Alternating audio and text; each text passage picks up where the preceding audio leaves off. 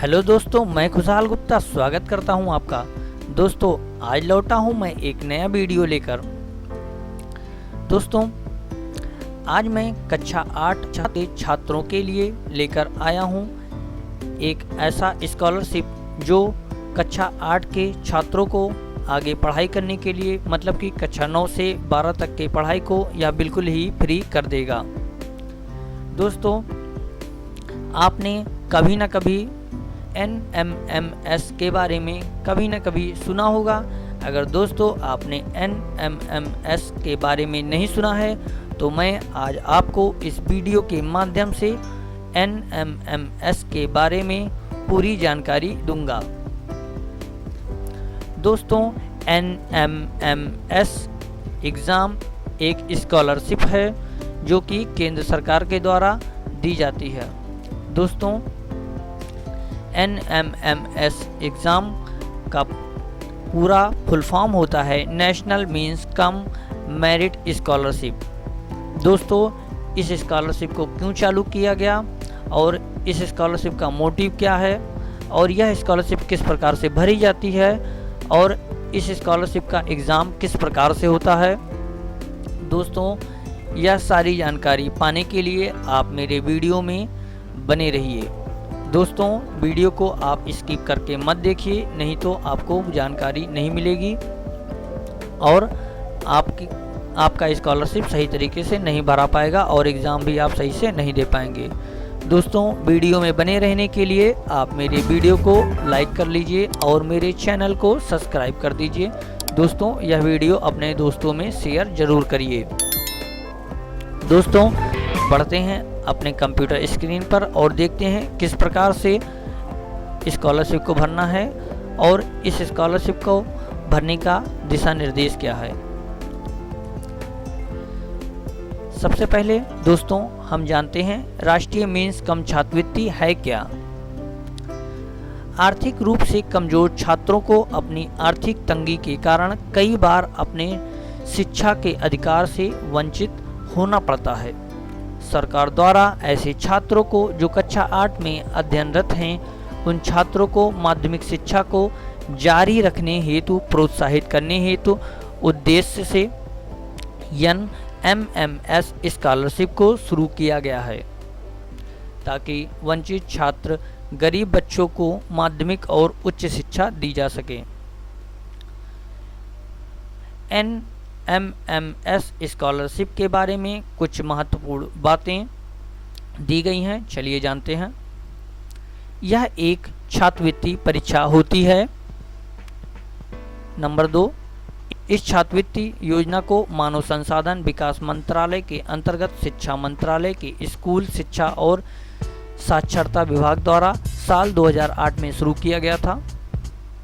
यह स्कॉलरशिप गरीब बच्चों को जो किसी सरकारी स्कूल में अध्ययनरत हैं, कक्षा 9 से 12 तक के विद्यालयों को प्रोत्साहन के तौर पर प्रदान की जाती है। इसमें सालाना 12,000 रुपए की स्कॉलरशिप दी जाती है। अब हम जानते हैं national means cum merit scholarship का उद्देश्य क्या है। दोस्तों, इसका उद्देश्य है आर्थिक रूप से कमजोर मेधावी छात्रों को आर्थिक सहायता प्रदान करना, छात्रवृत्ति में ऐसे छात्रों को सालाना 12,000 रुपए की मदद करना, गरीब बच्चों को माध्यमिक शिक्षा के लिए प्रोत्साहित करना और अशिक्षितता को खत्म करना। दोस्तों, अब हम बढ़ते हैं और देखते हैं यह स्कॉलरशिप किस प्रकार से और किन किन शर्तों पर भरी जानी है।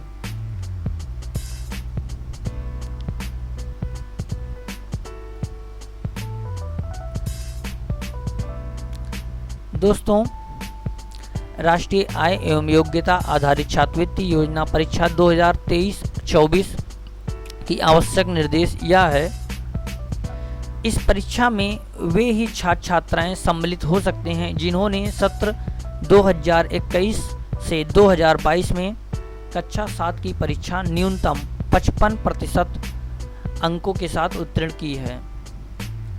लेकिन दोस्तों अनुसूचित जाति अनुसूचित जनजाति के छात्रों को 5% की छूट दी गई है।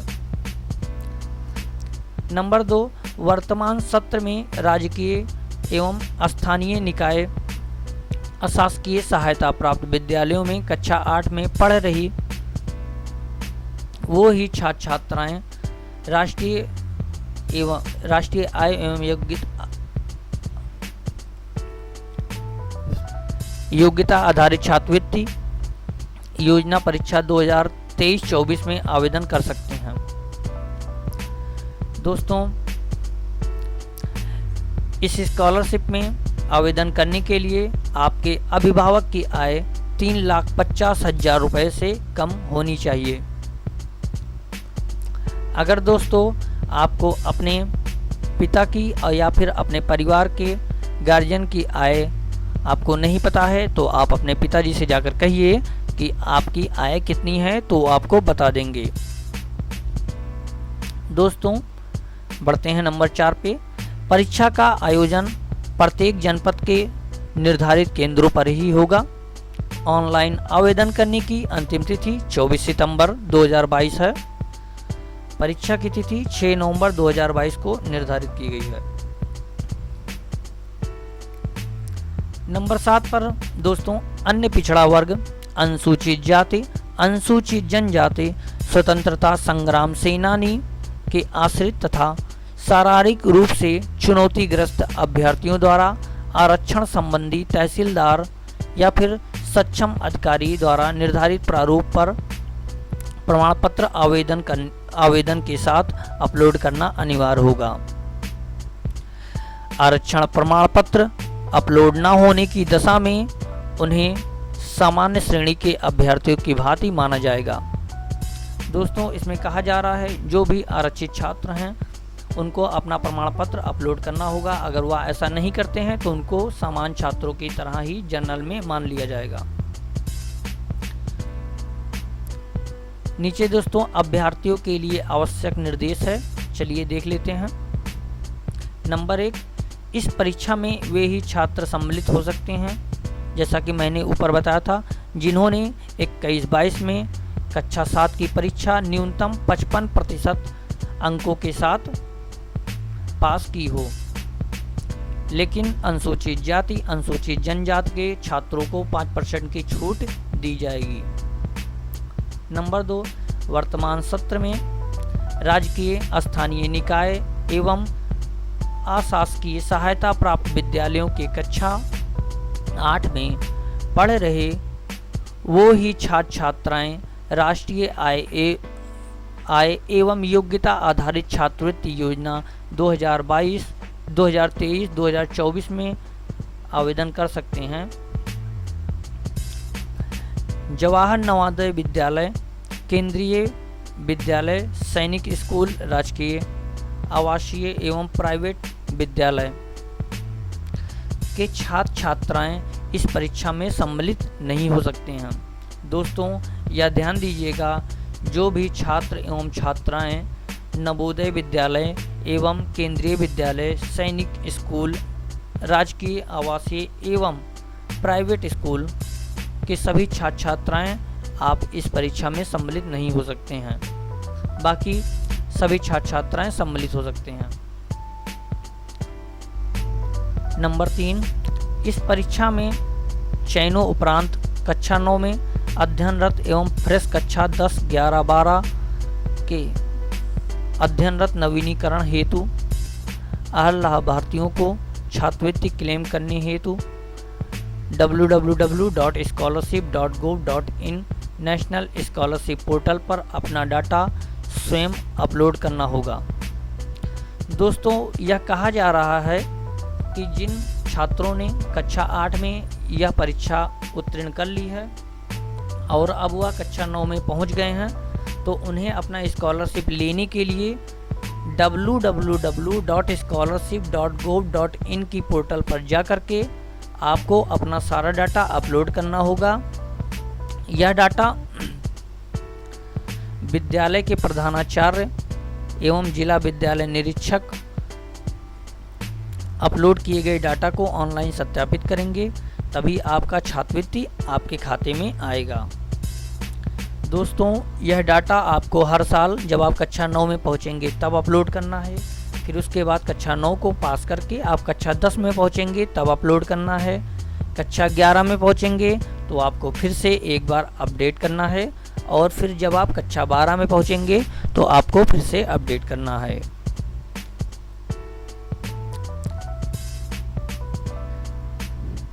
दोस्तों, छात्रवृत्ति पाने के लिए कुछ नीचे निर्देश दिए गए हैं। नंबर 1, जो कक्षा 9 से 12 तक राजकीय, स्थानीय निकाय एवं अशासकीय सहायता प्राप्त केंद्रीय विद्यालय, जवाहर नवोदय, सैनिक आवासीय विद्यालयों को छोड़कर विद्यालयों में निरंतर स्थापित रूप में अध्ययनरत हों। यह कहा जा रहा है वह छात्र जो केंद्रीय विद्यालय, जवाहर नवोदय विद्यालय, सैनिक आवासीय विद्यालयों को छोड़कर अगर आप कहीं पर भी अध्ययनरत हैं तो आपको यह स्कॉलरशिप प्राप्त होगा। छात्र छात्राओं को कक्षा 8 की परीक्षा में न्यूनतम 55% का अंक प्राप्त करना अनिवार्य होगा, जिनमें अनुसूचित जाति, अनुसूचित जनजाति को 5% का आरक्षण प्राप्त किया छूट दिया जाएगा। नंबर 3, प्रत्येक वर्ष परीक्षा उत्तीर्ण होने के पश्चात छात्रवृत्ति नवीनीकरण हेतु NSP पोर्टल पर डाटा अपडेट सत्यापित करने हेतु प्रक्रिया पूर्ण की गई होगी। जो दोस्तों यहाँ कहा जा रहा है, प्रत्येक वर्ष परीक्षा उत्तीर्ण होने के पश्चात छात्रवृत्ति नवीनीकरण हेतु ANSP पोर्टल पर, मतलब कि नेशनल स्कॉलरशिप पोर्टल पर डाटा को अपडेट करना होगा। जो इस छात्रवृत्ति के अतिरिक्त अन्य किसी छात्रवृत्ति का लाभ नहीं ले रहे हैं, वह केंद्रीय सरकार के प्रायोजन हेतु की जाने वाली छात्रवृत्ति योजना के प्रावधान के अनुसार कोई भी लाभार्थी एक ही छात्रवृत्ति योजना के अंतर्गत छात्रवृत्ति की धनराशि प्राप्त कर सकता है, 2 योजनाओं में नहीं। दोस्तों, यह कहा जा रहा है आप एक बार में एक ही छात्रवृत्ति का लाभ ले सकते हैं। नंबर 4, सभी सफल फ्रेश एवं नवीनीकरण हेतु हर परीक्षार्थियों को अपने खाते को अपने आधार से संबंध करना अनिवार्य है। दोस्तों, यह कहा जा रहा है आपको अपने खाते में आधार लिंक करवाना अनिवार्य है। परीक्षा में सम्मिलित होने के लिए कुछ निर्देश दिए गए हैं। दोस्तों, यह निर्देश आप ध्यान से सुन लीजिए। प्रवेश पत्र डाउनलोड करके उसकी एक प्रति अपने पास रख लीजिए। दोस्तों, कहा जा रहा है कि आप जब भी प्रवेश पत्र डाउनलोड करें उसका एक फोटोकॉपी करवा के अपने पास रख लें। परीक्षा आरंभ होने से आधा घंटे पहले ही पूर्व परीक्षा केंद्र पर उपस्थित होकर अपने अनुक्रमांक के लिए निर्धारित स्थान को अवश्य ग्रहण कर लें। कहा जा रहा है परीक्षा प्रारंभ होने से पहले ही आप आधा घंटा पहले पहुंच जाइए और अपने रोल नंबर के हिसाब से आप अपना स्थान पर जाकर बैठ जाइए। नंबर 3, कैलकुलेटर, गणितीय टैबलेट अथवा अन्य किसी प्रकार का रेडिकनर परीक्षा कक्ष में लेकर ना जाएं। दोस्तों, कैलकुलेटर वगैरह परीक्षा में नहीं ले जाना है, ध्यान दीजिएगा। परीक्षा एक सत्र में 2 भागों में आयोजित होगी। दोस्तों, परीक्षा 2 भागों में होगी, प्रथम भाग, द्वितीय भाग। प्रथम भाग जिसमें 90 बहुविकल्पीय प्रश्न होंगे, द्वितीय भाग जिसमें 90 बहुविकल्पीय प्रश्न जिसमें से 35 विज्ञान के, 35 सामाजिक विज्ञान के एवं 20 प्रश्न गणित के होंगे। 5वां, प्रथम भाग के लिए 90 मिनट का समय दिया जाएगा। शारीरिक रूप से चुनौतीग्रस्त अभ्यर्थियों को 120 मिनट का समय दिया जाएगा। दोस्तों, प्रथम भाग के लिए 90 मिनट का समय दिया जाएगा और डिसेबिलिटी, जो भी छात्र डिसेबिलिटीज़ है उसे 120 मिनट का समय दिया जाएगा। यह प्रथम भाग और द्वितीय भाग में दोनों में समान रहेगा। नंबर 6, प्रत्येक प्रश्न के लिए 1 अंक निर्धारित है, ऋणात्मक अंक नहीं है। दोस्तों, एक प्रश्न सही करने पर आपको 1 अंक प्रदान किया जाएगा, लेकिन माइनस मार्किंग नहीं है। अगर आपसे गलत भी हो जाता है तो चिंता करने की कोई बात नहीं है। प्रवेश पत्र में दिए गए अनुक्रमांक को उत्तर पत्र पर निर्धारित स्थान पर लिखना होगा। दोस्तों, प्रवेश पत्र पर दिए गए अनुक्रमांक को अपने उत्तर कॉपी में जहां पर रोल नंबर लिखना है वहीं पर लिखें। उत्तर पत्र पर अथवा प्रश्न पत्र पुस्तिका में किसी भाग पर अपना नाम न लिखें। उत्तर देने के लिए केवल नीली व काली फॉइल पेन का ही प्रयोग करें। कक्षा निरीक्षक द्वारा दिए गए निर्देशों का पालन करना अनिवार्य होगा। ऑनलाइन आवेदन करने की अंतिम तिथि 24 सितंबर 2022 है। आवेदन ऑनलाइन ही स्वीकार किया जाएगा। ऑनलाइन आवेदन के अतिरिक्त किसी अन्य माध्यम से आवेदन स्वीकार नहीं किया जाएगा। परीक्षा की तिथि तथा समय 6 नवंबर 2022 प्रातः 8 बजे से परीक्षा चालू होगी या 11 बजे तक चलेगी। शारीरिक रूप से चुनौतीपूर्ण अभ्यर्थियों के लिए प्रातः 8 बजे से दोपहर 12 बजे तक चलेगी। 14, आवेदन पत्र के साथ तहसीलदार द्वारा निर्गत आय प्रमाण पत्र, आवश्यकता अनुसार जाति प्रमाण पत्र, अनुसूचित जाति, अनुसूचित जनजाति, अन्य पिछड़ा वर्ग, स्वतंत्रता संग्राम सेनानी, आश्रित एवं शारीरिक रूप से चुनौतीग्रस्त अभ्यर्थियों को आरक्षण संबंधी प्रमाण पत्र अपलोड करना अनिवार्य होगा। यह प्रमाण पत्र निर्धारित प्रारूप पर सक्षम अधिकारी द्वारा निर्गत होना आवश्यक है।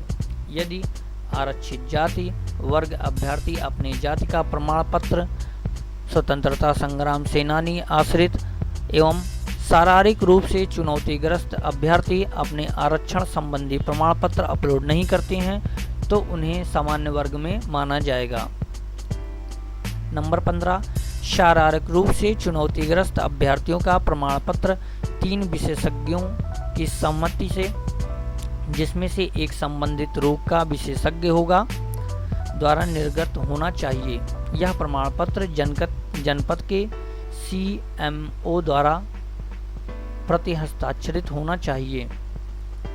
विकलांगता का प्रतिशत 40% से कम नहीं होना चाहिए। नंबर 16, परीक्षा समाप्त होने से पश्चात उत्तर पत्र कक्ष निरीक्षक के पास जमा कर देना होगा। नंबर 17, परीक्षा समाप्त होने से पश्चात अभ्यर्थी को प्रश्न पत्र दे दिया जाएगा। दोस्तों, यह निर्देश आप ध्यान से एक बार वेबसाइट पर जा करके आप खुद भी पढ़ लीजिएगा। दोस्तों, यह वेबसाइट आपको मेरे वीडियो के डिस्क्रिप्शन बॉक्स में मिल जाएगा। दोस्तों, अब मैं अगली वीडियो में मैं आपको बताऊंगा इस छात्रवृत्ति को किस प्रकार से ऑनलाइन करना है बिना किसी गलती के। दोस्तों, आशा करता हूं कि यह वीडियो आपके लिए बहुत ही ज़्यादा लाभदायक होगा और कक्षा 8 के छात्राओं को मैं यह कहूँगा कि आपको इस स्कॉलरशिप में भाग जरूर लेना चाहिए और इस स्कॉलरशिप का लाभ उठाना चाहिए। दोस्तों, अगर आपको यह वीडियो अच्छी लगी हो तो आप मेरे वीडियो को लाइक कर दीजिए, मेरे चैनल को सब्सक्राइब कर दीजिए और सभी प्रकार के छात्रवृत्ति एवं नए योजनाओं एवं किसी भी प्रकार के फॉर्म के बारे में सबसे पहले जानने के लिए मेरे चैनल को सब्सक्राइब कर दीजिए और बेल आइकन को दबा दीजिए। दोस्तों, इस वीडियो को अपने दोस्तों में शेयर करिए जिससे वह भी इस स्कॉलरशिप का लाभ उठा पाएँ। जय हिंद दोस्तों।